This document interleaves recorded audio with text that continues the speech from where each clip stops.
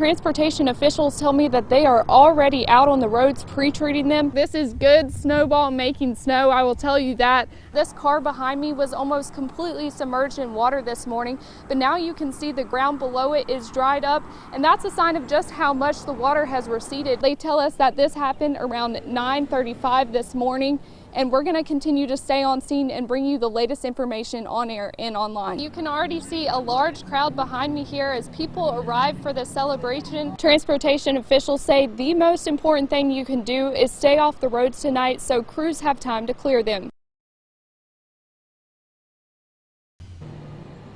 Josh, I spoke with the Fleming family who say they lost everything in the flood, their home, vehicles, but there is one thing that they escaped with, and that's their lives. Rafters, we stood up on the furniture and wrapped our arms around the rafters and held on. A gaping hole in the ceiling, that's where Fleming and his wife clung for dear life as water filled their home. Right in here, so in places. Once the house started moving off the foundation, I told my wife, I said, we're going to die. I didn't know. I said, we're going to lose our life right here. And we started praying and praying and praying. Fleming's wife says she felt a hand pull her back from being swept away. And although she knew it was her husband's, she felt it was God's. You got to keep climbing just like I am. Just go higher no matter how high you got to go. Fleming says he's seen what these kinds of floods can do before. He's a volunteer firefighter who helped clean up the Hurley floods last year. It was devastating there. And I know what they went through now. I pray for them and pray for the whole community here. But even though it was Fleming's home that was struck this time, through it all, he keeps his faith. Just behind Fleming, you can see one of his only possessions left untouched by the flood. A hummingbird feeder, still full of liquid and busier than ever. The Lord saved our life. And material things we can get back, but you can't get a life back. And that little hummingbird feeder, to me, a sign of hope and rebuilding here in Buchanan County.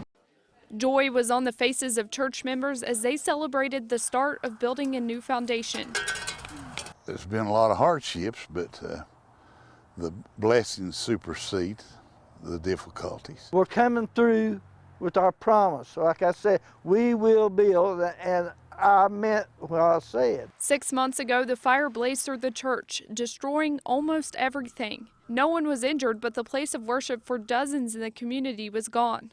The congregation looks forward to the day the blueprints become a reality. We are staying the course. It would have been very easily fell apart. Everyone from the youngest to the oldest member came out to support. Most of the rubble has been cleared out for construction to begin soon. They hope to finish the church within the year. It's going to be a metal structure, virtually fireproof, but I told that to my insurance adjuster. He said, no such thing. He said, the Twin Towers burned. He said it was steel. So. Pastor Lynn Neese says it's the generosity of the community that's brought them to this day. One man had cancer and drove up and handed me $8. That was hard to take that because he probably needed it more. But he said, I won't be a part of that. Neese says the cost of the church is expected to be a little over $1 million. It just overwhelms you. I've never lived here all my life, but I never knew that many cared, and we're good. In Greene County, Amy Cockerham, News Channel 11. 91-year-old Gay Maxwell loves reading on her porch swing, and that's exactly what she was doing when rescuers reached her home the morning after the flood. Well, I guess they thought I'd gone crazy.